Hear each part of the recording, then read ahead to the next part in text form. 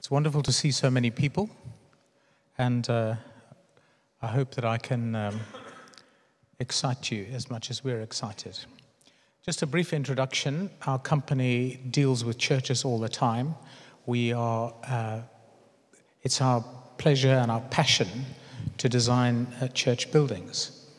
We are Christians, my partner and myself, and we really have a passion for church planting, church growth, church development, and church futures. So that's our standpoint. We're architects on the one hand, but we're also people involved in the mission. That's the primary purpose. So it's not really about buildings. It's about buildings being a facility for the worship and mission of the church. I just want to make that really clear. We have seen lots and lots of churches built and projects completed. Most of them have no money to begin with. We have the most amazing position of running our business, working for clients who have no money. And I know it's funny, but we rely on the Lord as much as our clients do. So if our clients didn't rely on the Lord, we wouldn't survive as a business. So we trust God, and our clients trust God.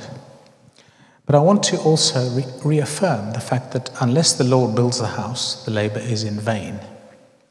Is this microphone too loud, or is it okay? Closer. It sounds terribly loud. Okay, if you could turn it down a bit, then okay, thanks. I'm quite used to microphones. It's not a problem for me, but it just sounds awfully loud.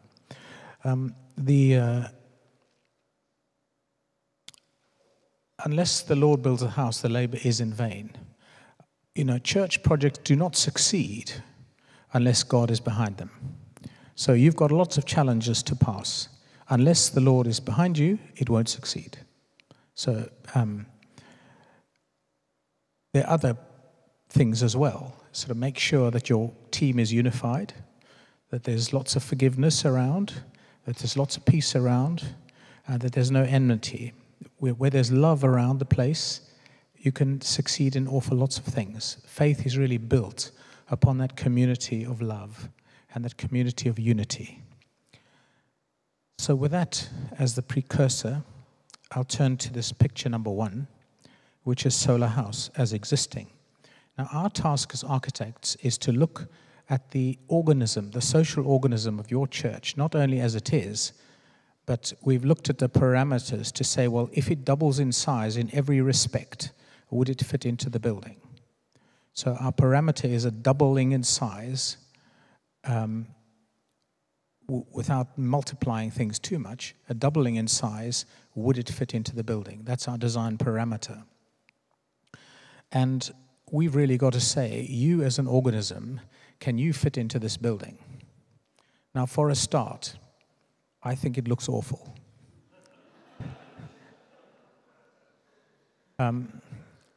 It doesn't look like a church, does it?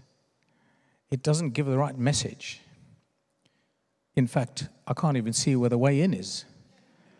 I just have no idea how to get into it. So this was a challenge. I said to one of my colleagues, we had a design session, I said, let's try and analyze this building to try and find out, what is it about this building which is so ugly. I'm just saying this as an architect because it's a kind of architectural question. First of all, there's a huge great thing built on top of it, which wasn't supposed to be there in the first place, I'm quite sure. And I think we'll have to deal with that, but that's not a primary concern. The primary concern is that it's just a piece of building. It's not a piece of architecture. It's impenetrable. You can't see the way in. You can't see. It's got no character. It's got no joy in it, no life. But nevertheless, it is built square meters of space, and it is available at a fairly good price. So what can we do to do it? So my idea was to solve some of the solar glare problems and cloak it in a sort of exoskeleton of structure to hold up the fabric, and also to make a very, very clear and sort of joyful entrance, which took it away from the corporate, sort of dowdy corporate look that it has. So the next picture is a picture of what we think it could look like, with this sort of exoskeleton of brise-soleil, which also gives it a bit of light and shade, and then to break a huge great hole through the middle of it to make big doors and to use this very tall space, and to put some flags and joyful-looking facade around it with a big sign saying St. Barnabas. We were quite surprised at how it did transform its feel with these few things added to it. There's a practical purpose in the louvers, but they break down the kind of massiveness. If we just go back one step, it's a very monolithic thing. It's massive. In fact, the windows are so close to the facade that there's no light and shade. That's why it is such a kind of block. It's a big Lego block that is stuck there.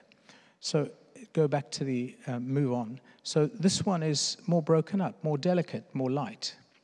And I think it could have an impact on the street to say, something new is happening here. Somebody's moved in. Somebody's cheered the place up. I wonder what's happening. And you can see the way in. So I think, having done that as a test, I think that it can solve the first question, which is, it's a pretty ugly building, but what can we do about it to cheer it up? A lot. And I think if that brise-soleil were kind of lightish, whitish, greyish, it would lighten the whole space, and it could look really very attractive. Let's move on. The black line is the existing footprint on the site. You will see that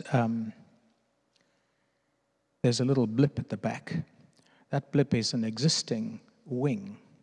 And the thing that we want to do is to knock down that wing at the back and build the auditorium on that piece of land which is up against the houses.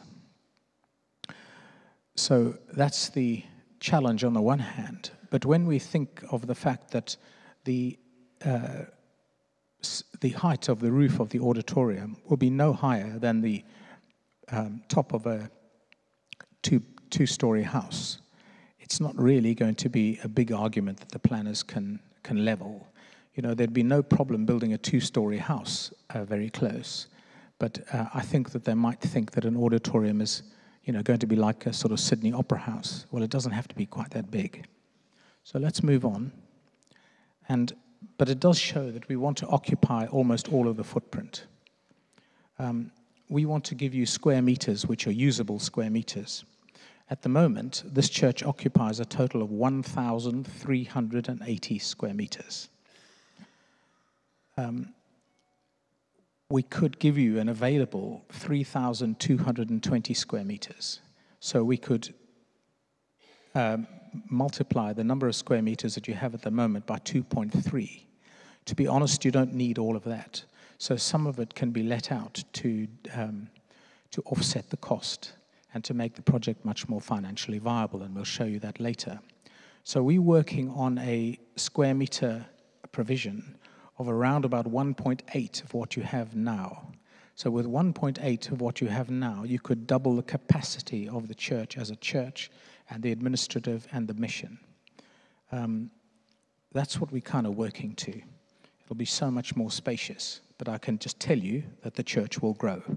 Every single church, a new build, we've built a number of new churches, and we've reordered quite a lot of churches. In every case, they've grown, often doubled, very quickly. A Roman Catholic church in Hungerford we built, really, within weeks, it was double the size that it began with, just because people like something new. It's an investment.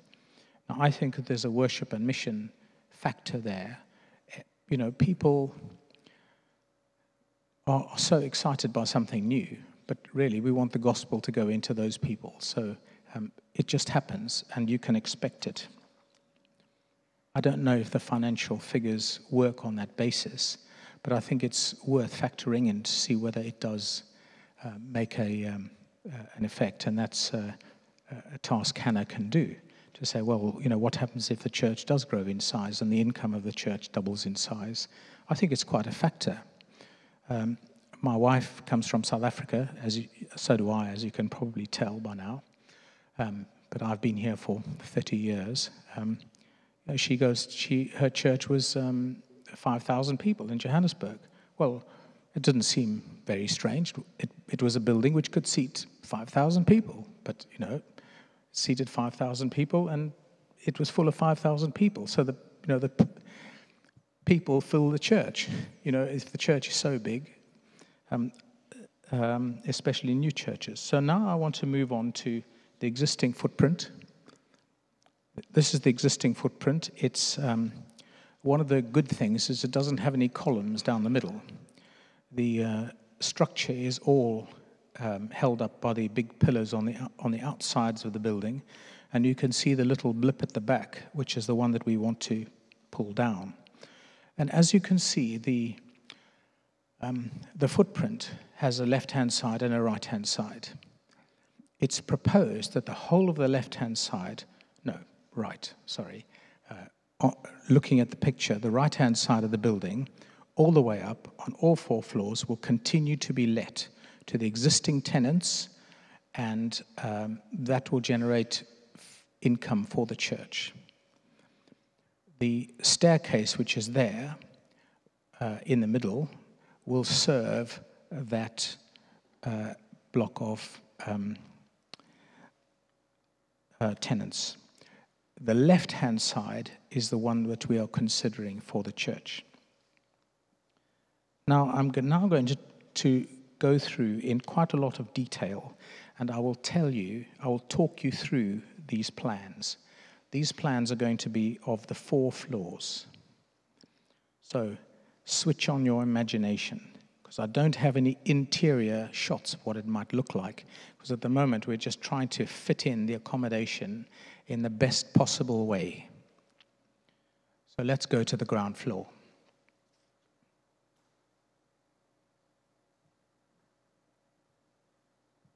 At the bottom of the page is the road. On the right-hand side is a little staircase which goes into the existing building. We'll ignore that for the time being, except for the fact that at the far right there's a ramp, a disabled ramp and a children's buggy ramp, which gives access to the space. The left-hand side staircase is a big, wide staircase. It's approximately a 12-meter long sort of stairway going up to the church. And there's a huge hole cut into the building to make a big, wide entrance. We're dealing with an auditorium of about 600 seats. So think of this as at least double the size of this space. It's a 600-seater auditorium, and there's a lot of people coming and going, and it needs something large. But it also needs to say there's something important here. Architecturally, in the past, big staircases have always said there's something, right from the temples in Greece. The staircase says, you're going up to something. Well, we've dealt with the disabled access, and in fact, we have to have it because that's how the floor levels of the church work. So if you go up that staircase, past a nice big green circle, which is called Christmas tree, in case you were wondering where that's going to go. There's some cycle parking as well.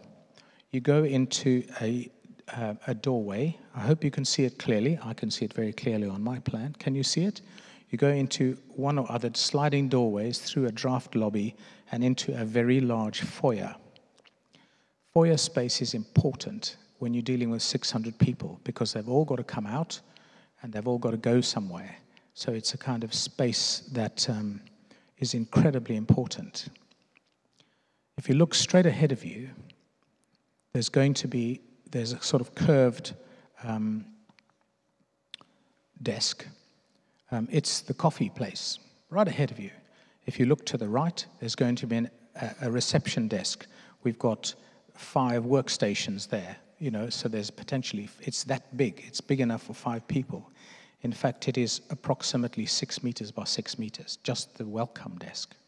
It's big and generous and will sort of suit that kind of 600 people place. So the foyer can cope with big numbers of people, but it can also seem fairly intimate.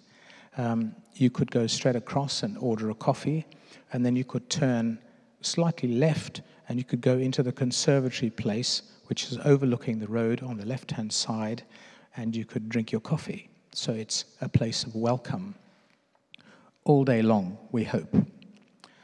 There is a spiral staircase, which is big and generous and elegant and sculptural, and that leads to the upper floor, and there's a void above so you can see the upper floor. And behind that is the beloved soft play area, which children can play in. Now, I'm just dying to put one of these in a church. I want to have one in my home church because we just love, the sound of children laughing in a church.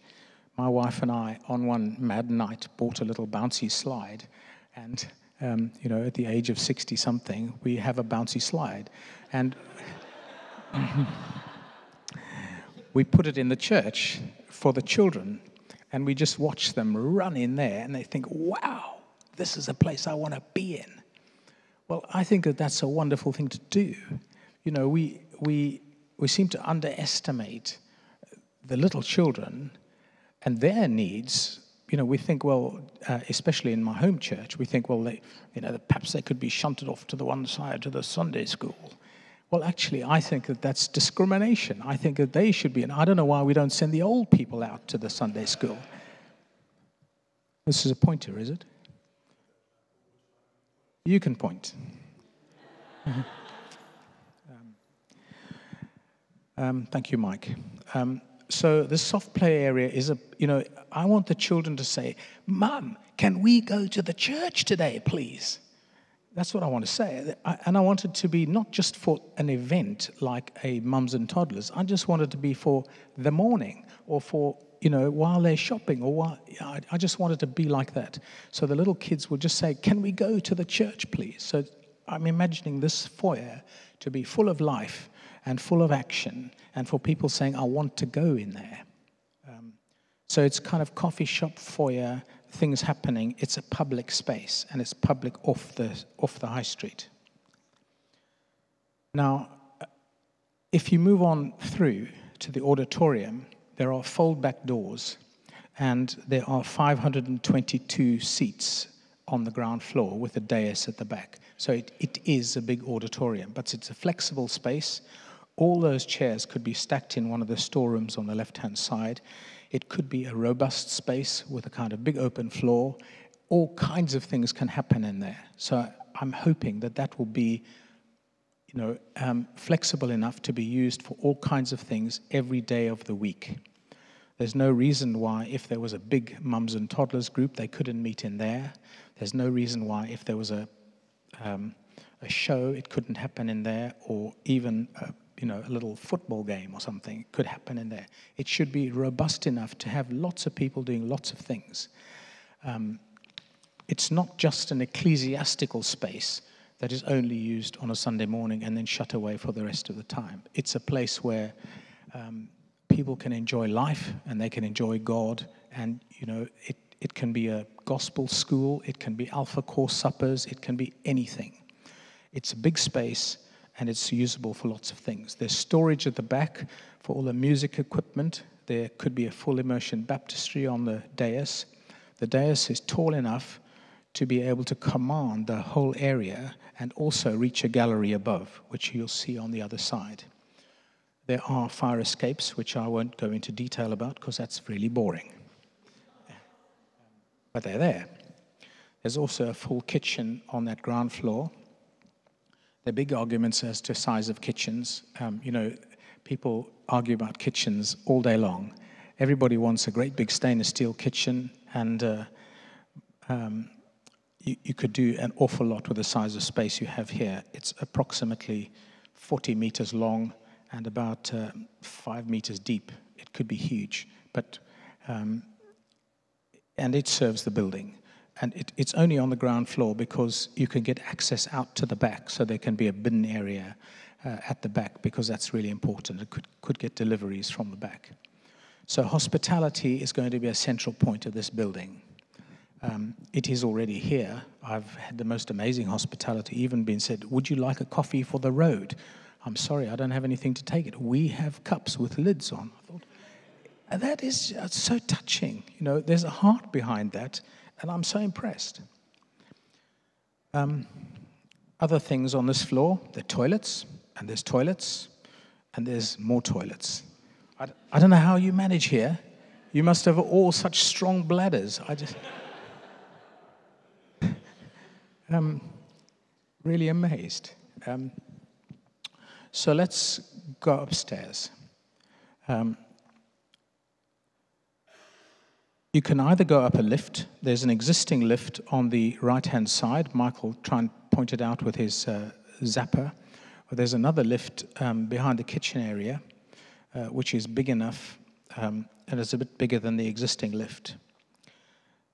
It only goes up to the upper floor, to the next floor up. But otherwise, there's a big spiral staircase. That spiral staircase is 4 meters in diameter. So that is approximately from here to that pillar over there in diameter. A very big, elegant stair. Not a little kind of thing like you find in the old London bus. You know, this is a really elegant, big stair, and it's there in its elegance so that it connects the ground floor to the first floor. It's important that people think, oh, it's not far. You know, there's something important up there, and so there's a visual connection. And we had a lot of discussion as to where to put it, and in fact, the people who've been scrutinizing these plans haven't yet seen it in that position, so I don't know what they think, but we thought it was an improvement. It's an elegant sculptural thing there. So let's go upstairs.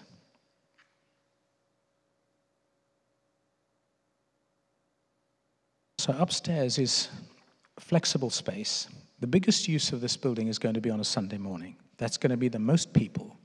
When there's 600 people, some of whom, you know, a big proportion of them whom are children, that's probably 600 people in the auditorium, and then I don't know how many children is going to be there as well in their spaces. So upstairs, there is the void, which is in white, and there is the spiral stair, and then there's a kind of curvy space, which on my drawing is a beigey color, and I see it on the screen, it's also a beigey color. That's foyer space for the upstairs.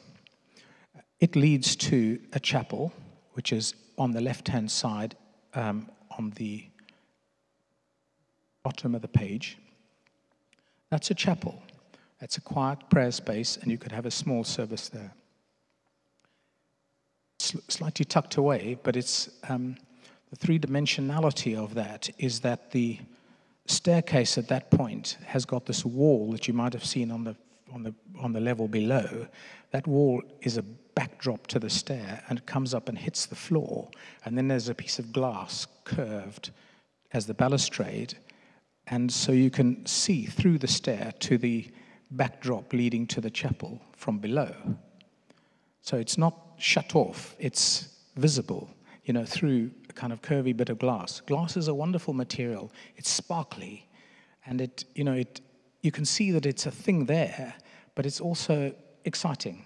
You can see beyond it. So it's not only a plane in the space, but it's also something you can see through.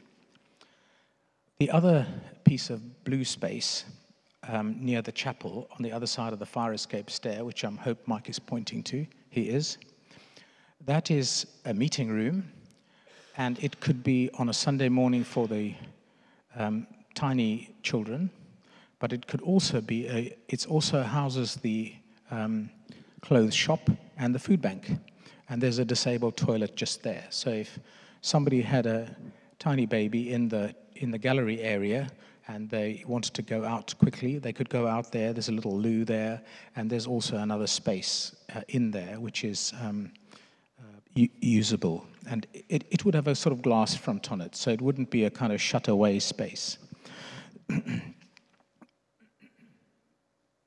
So that's that part of the upstairs. Then there's some more glass doors going to the gallery. The gallery might be something we add later. The gallery is on the same level as the second floor. The seating would rake upwards, but the access to them would be on the level, so you'd have to go there and then up. So it's not. I'm just telling you that we resolved those levels. It's not kind of a big issue. There are fire escapes from the gallery.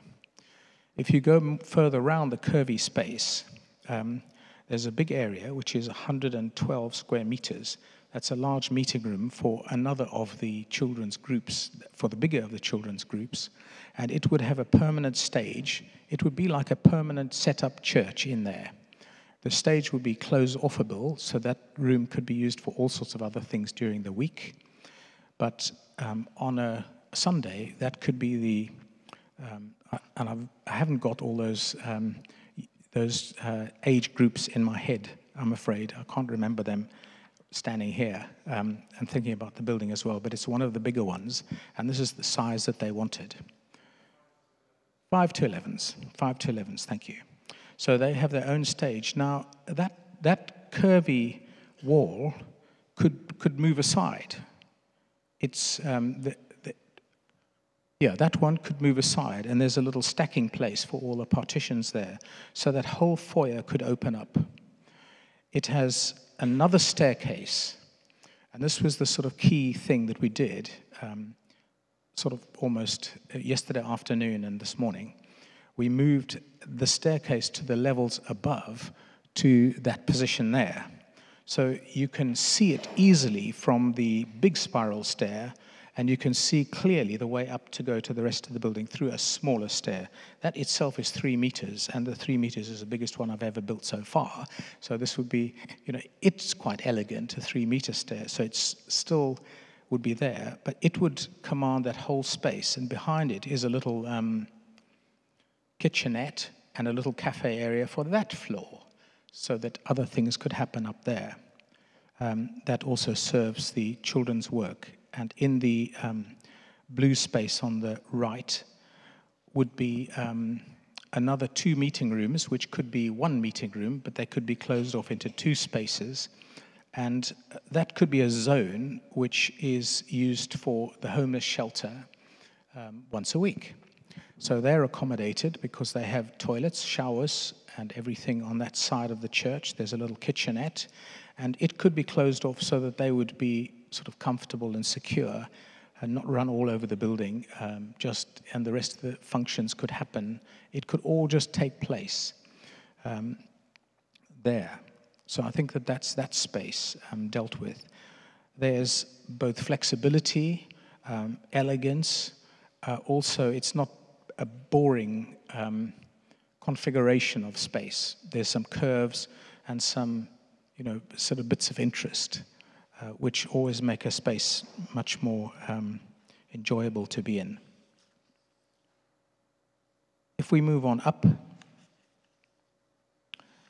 the floor higher up, and I hope you can see on these drawings, superimposed on the right-hand side is the size of the existing building.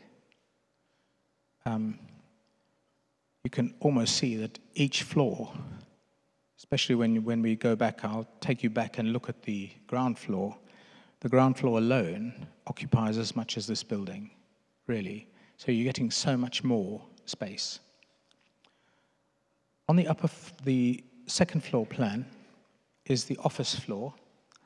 Now, it's not only an office floor. It's the office space currently occupied by offices is about 137 square meters. At the moment, the offices occupy 137 square meters. Well, I've sort of doubled it to about 300, and there's still space to spare. It seems very crowded now, but if you consider what they have at the moment, I can't believe that you can function with that amount of office space with so many people. So up on the offices, there'll be 2 on the left-hand side. There'll be 2 kind of open plan offices with lots of desks and workstations. on the left-hand side, higher up towards the roof of the auditorium, there'll be 3 offices, which are fairly private, because there's a need for 3 private offices.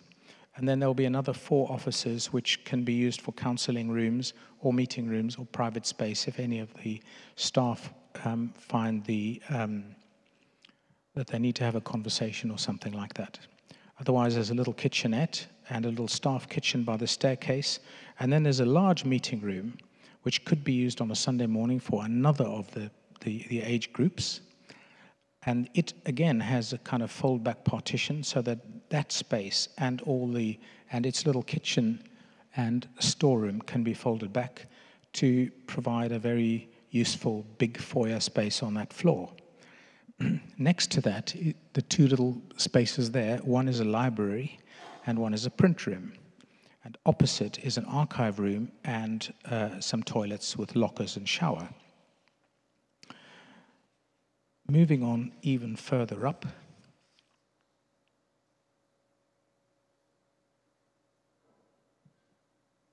on my papers, which are slightly got out of order.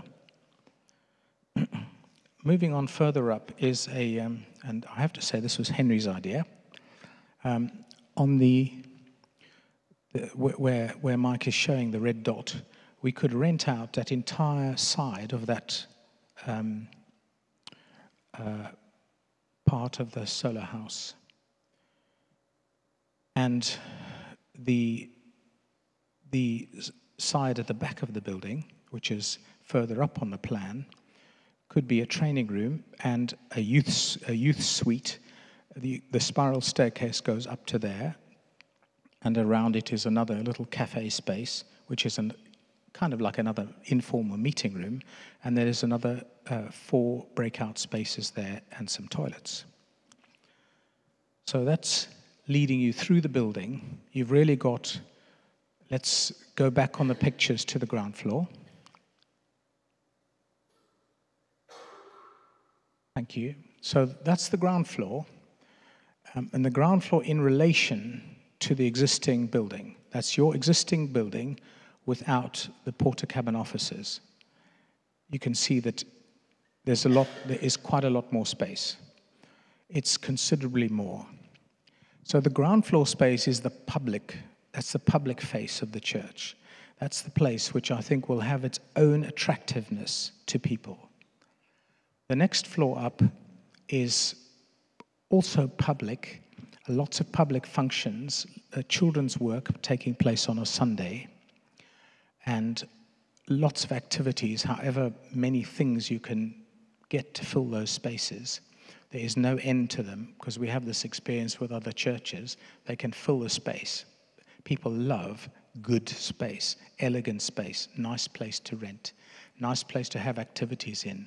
You know, you will increase the footfall, you will increase the contact with people, you'll increase the opportunities to invite them to an alpha course or a marriage course or a child's group or something.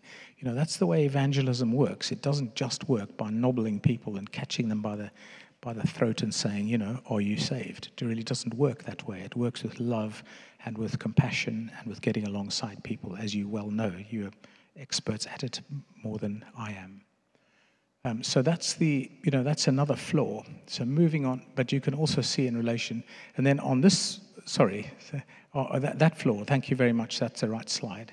On this floor, it's a combination of staff doing the work of the worship and mission, as well as a flexible space which can be used for other functions other than office.